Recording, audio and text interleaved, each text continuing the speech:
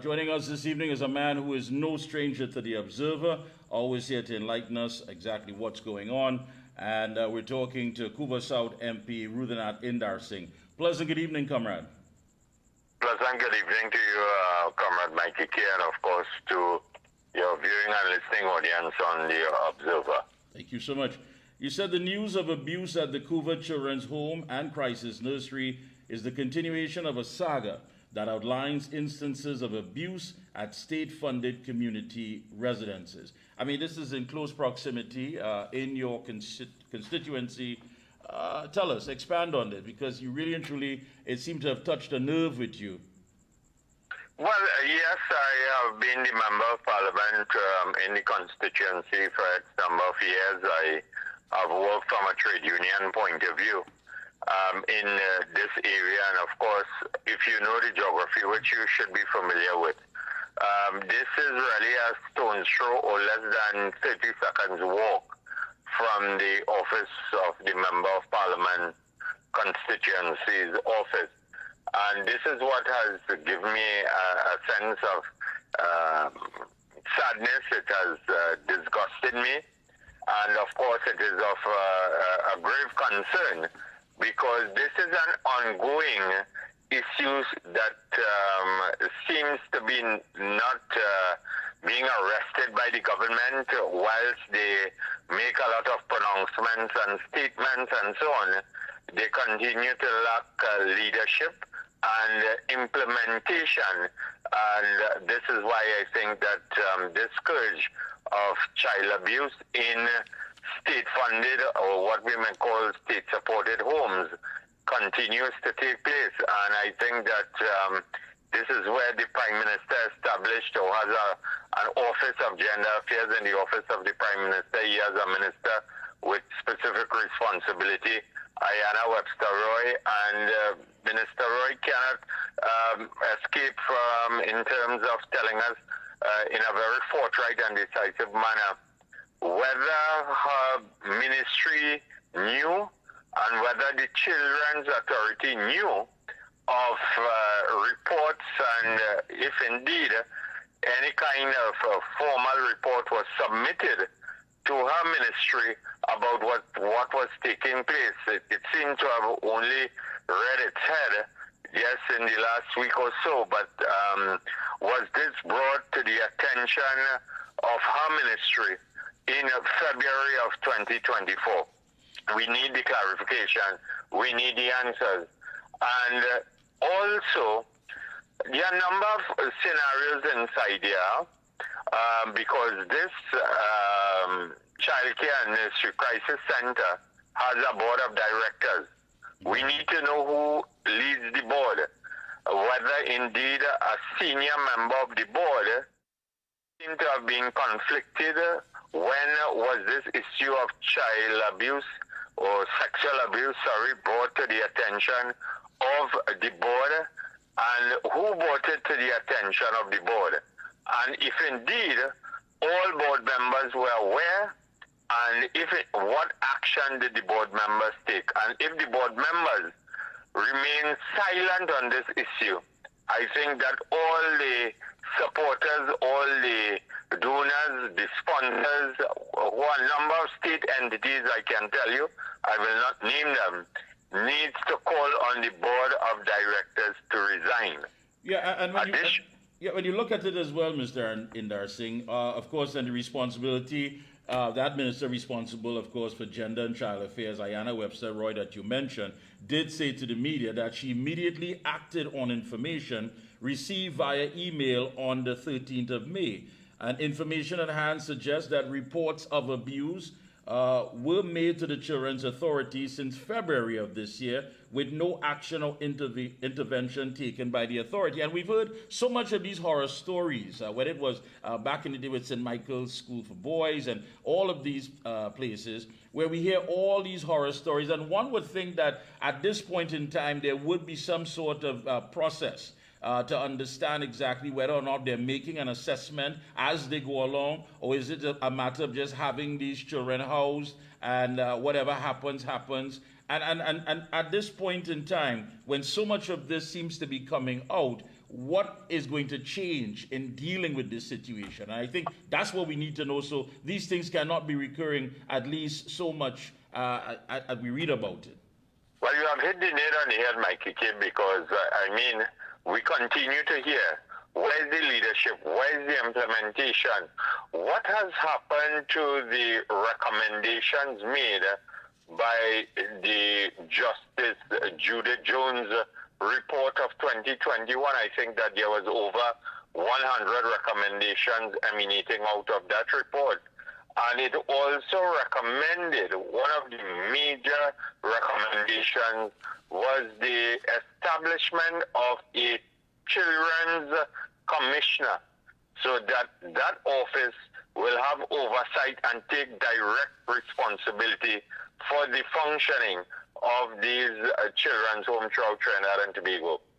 And also I read today in the newspaper, with the greatest degree of sadness, but we need to find out why the task force, which was set up by then Police Commissioner MacDonald Jacob, to investigate allegations of abuse at children's homes, raised in two separate reports commissioned by the state. In the Justice Judith Jones report of 2021 and the Robert Sabga 1997 report, we have been told that that task force, which was headed by one Superintendent Claire Guy Allen, that has been dismantled. For what reasons, we do not know, and what was the status of the investigation into these two reports and so on. So there seems to be, where we are spinning top in mud, there is no leadership, there is no political will, and children are the biggest losers because And you're right, Mr. Indarsingh, me to continue, because as well as we as citizens really have no confidence in many of these things. We keep hearing about reports after report, but as far as actually doing something that we can say, look, listen, these are the individuals who need to be held accountable. Perhaps these children are being exposed to certain things, different environments, what goes on when the lights go off in these homes at night, all of these things. And it seems that no one can track and give us anything as far as clarity on what takes place, as far as when these things are brought and there are red flags, who moves in, is there a task force, is there a committee? Because the only thing we get saddled with is excuses and reports after reports, and it takes away from the fact that there are people there who have the responsibility to safeguard these children. Is it that they lack the professionalism? Is it that they simply lack the know-how? Are they properly trained? And when something goes wrong, we have to wait for a report, and many times it's never made public to us so we can know exactly what happened so it doesn't repeat itself. Well, you have summarized it in a very clinical way, and I think that the buck stops with the minister with responsibility for child and gender affairs, Minister Ayanna Webster. She cannot abscond herself from this because there are recommendations from the Justice Judith Jones report, over 100 recommendations, and we need to hear from her. We need to hear from the government. We cannot continue to hear of an email and learning A, B, and C, and no action is taken. You know, I am reliably informed, and the minister can dispute what I'm saying, that the alleged perpetrator is an adolescent. The two persons who suffered at the hands of this individual, I am reliably informed they have been removed from the home, and they came into that home, I think, between the ages when they were 1 and 2. So the only home environment that they are aware of is the Couva Children's Home and Nursery Crisis Center. What? They have removed them and relocated them to where? And they have been punished unnecessarily in terms of why the minister should intervene and find out why they have been removed from the only home environment where that they are aware of, they are familiar in terms of the surrounding. And at the end of the day, the alleged perpetrator has been removed. But where he has been taken, is it specialized in some specialized environment where he can get further rehabilitation and analysis of his existing conditions and so on.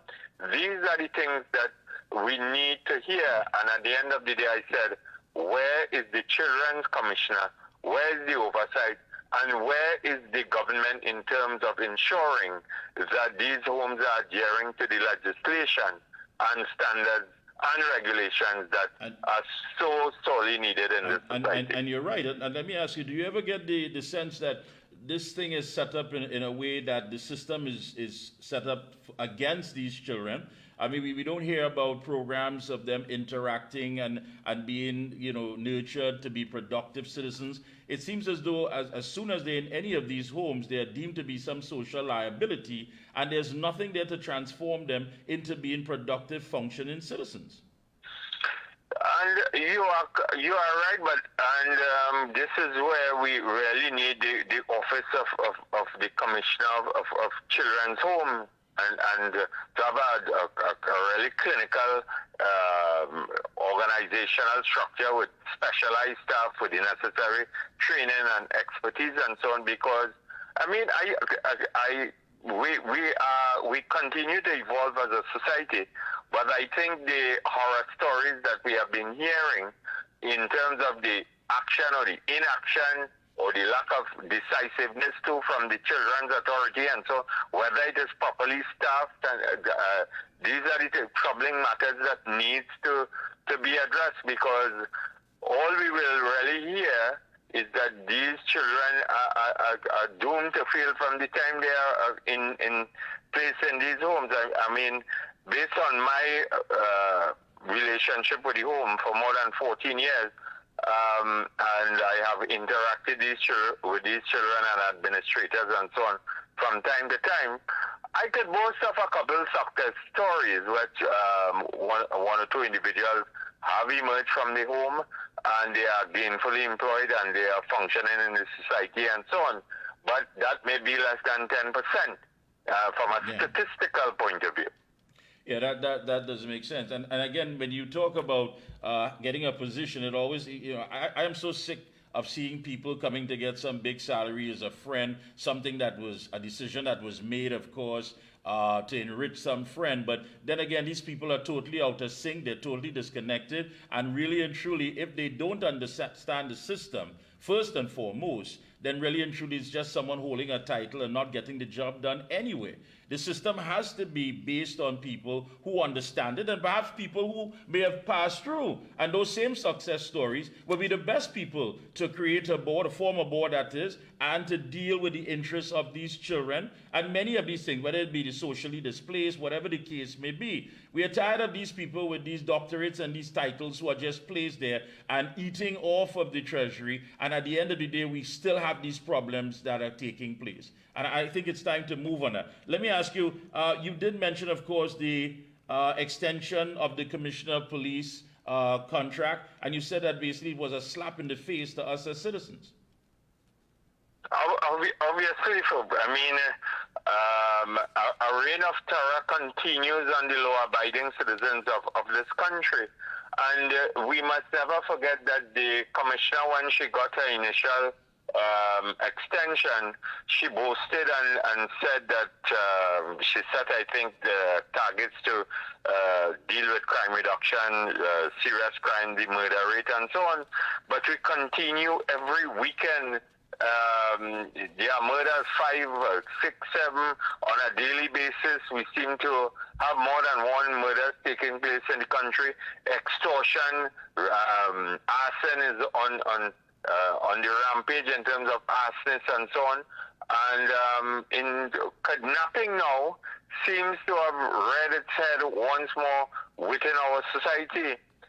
And the commissioner continues to hide behind media releases, and nobody up till today, with the relative of the source doubles where the young lady was dragged into a car and so on and kidnapped, No one has communicated, and I know investigation from a national security point of view may be sensitive at a sensitive stage, but at least reassure the public in some form or fashion that there are a group of officers, whether it is the anti-kidnapping squad, any specialized unit and so on, is on the ground.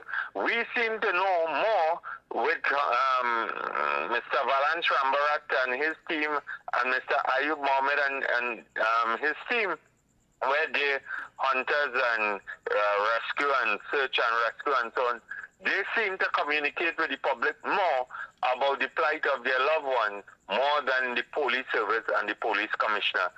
And I am forced to ask the question, what yardstick did the Cabinet of Trinidad and Tobago use? What performance appraisal was used? What benchmark was used by the Cabinet vis-a-vis the Prime Minister, the Minister of National Security and so on, to recommend to Her Excellency, the Office of the President, that a further 1 year be granted as it relates to the extension of the goodly lady function in the office of the commissioner. I think, Mr. Indarsingh, we need to put it in the right perspective. I don't want to confuse people out there, because we had a discussion with Mr. Wayne Hade, a.k.a. Watchman. And as you know, he has a history in security, a former policeman, and worked his way through the system, working for a branch of the United Nations and what have you. And he said basically the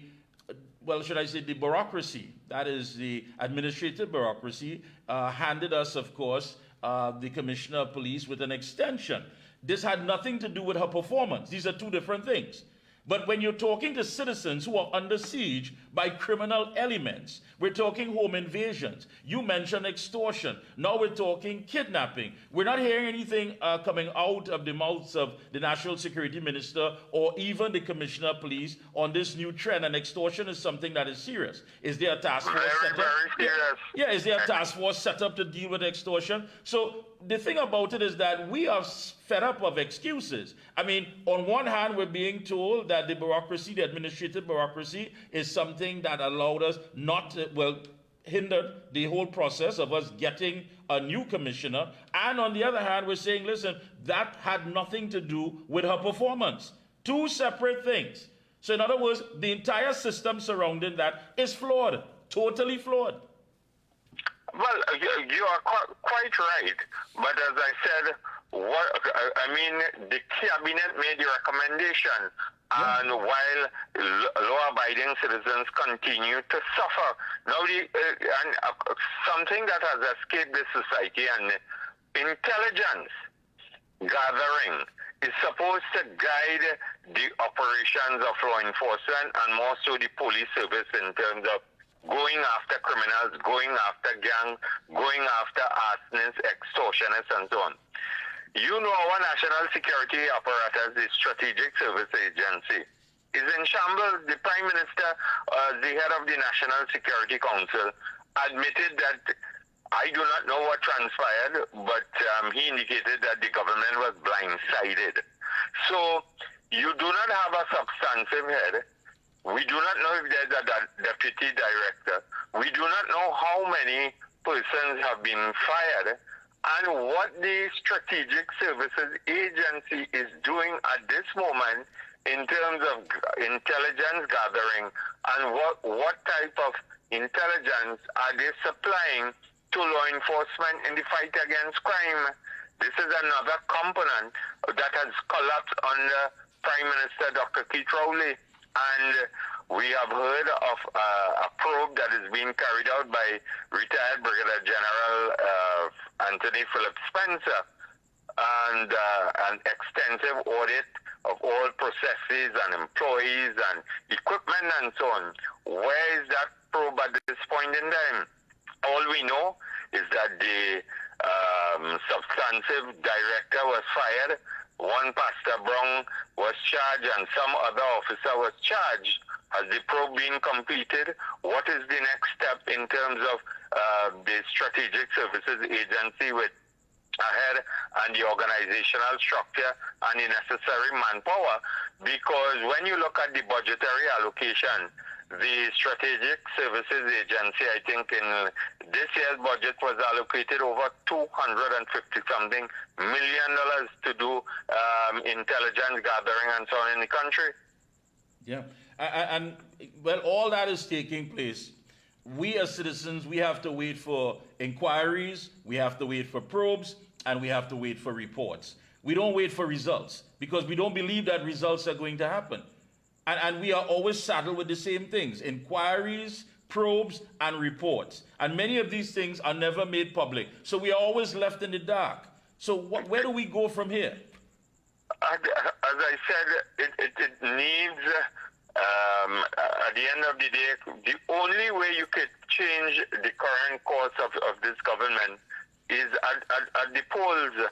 And also this secrecy that and all these confidentiality agreements and non-disclosure agreements, and so imagine you as a taxpaying citizen, I as a taxpaying citizen cannot be told why, because when you ask the Prime Minister questions, whether it is in the Parliament or if he's subjected to the scrutiny of the media to find out why was the head of the Strategic Service Agency terminated, he may hide behind the veil that is a national security matter, and I cannot divulge that. But in developed countries, such an office, if someone loses his or her job, it will be revealed in the interest of taxpayers, good governance, and accountability and transparency in public affairs. Yeah. Well, sirs, I want to thank you so much for taking time out, as always, to link with us here on The Observer. Always willing, always ready to bring forward the information. And again, keep up the good work. And we really hope that something comes out of this issue with the Couva Children's Home. Really and truly, it saddens my heart that, again, that we have to wait for these things. When these things happen, the only thing we have to wait for is some report, some probe. And at the end of the day, it just seems not to change. So again, thank you for highlighting, bringing out the information, dealing with it. Don't give up, and best of luck to you and your entire team. Thank you very much, because we feel that an attack or an abuse on one child is an attack on all the children of Trinidad and Tobago. So it is one too many. Thank you so much. Appreciate that. Thank you.